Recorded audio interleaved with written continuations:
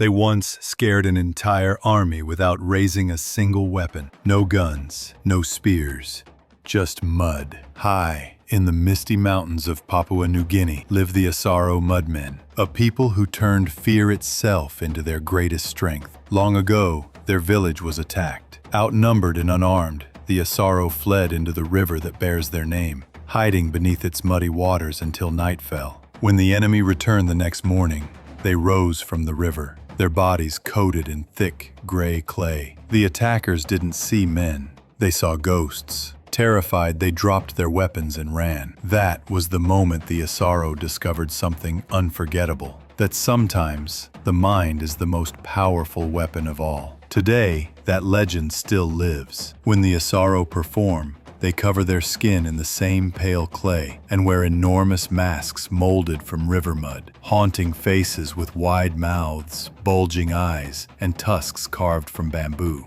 They move slowly and silently, gliding like spirits through the mist, because in their belief, spirits do not speak. To outsiders, it looks otherworldly, eerie, even frightening. But to the Asaro, it's a sacred retelling of how imagination once saved their people. Their homeland, the Eastern Highlands, is a kingdom of fog and forest, a patchwork of green valleys and steep mountains. Here, families plant sweet potatoes, taro, and yams in gardens carved from the slopes. Pigs wander through the villages, not just as food, but as wealth, as gifts for marriage and offerings for ceremony. Life here has changed little for centuries. People still live close to the land, close to their ancestors, and close to the stories that made them who they are. At night, fires burn beneath bamboo huts, and old voices tell young ears the tale of the ghosts who rose from the river. But even here, the modern world is creeping in. Tourists now arrive at the festivals, cameras in hand, eager to capture the ghostly white figures. The Asaro perform proudly, sharing their culture with the world, yet always keeping part of it hidden,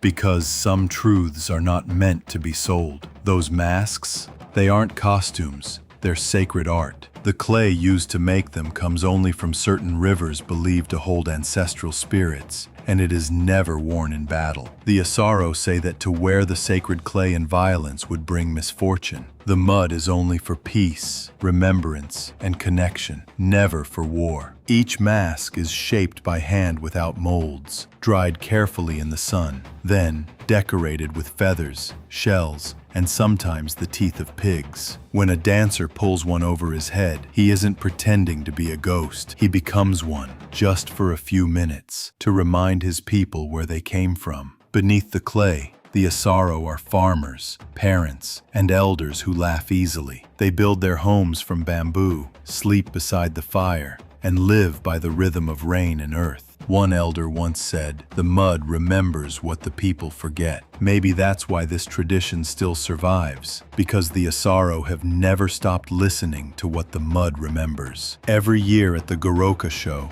the biggest cultural festival in Papua New Guinea, the Asaro Mudmen walk proudly among hundreds of other tribes. Their masks tower above the crowd, their slow, silent march turning every head and every camera toward them. They've become icons of their nation, symbols of human creativity born from survival. And even with fame, they have not forgotten the meaning behind it all. That fear, when met with wisdom, becomes power. The story of the Asaro isn't just about masks or mud. It's about the genius of survival, the moment when imagination became the sharpest weapon of all. They didn't conquer their enemies. They outsmarted them. They took terror and turned it into art. And maybe that's why, even today when their ghostly dances rise through the mist, the world still falls silent, watching, listening, shivering, as the ghosts of the Asaro walk once more.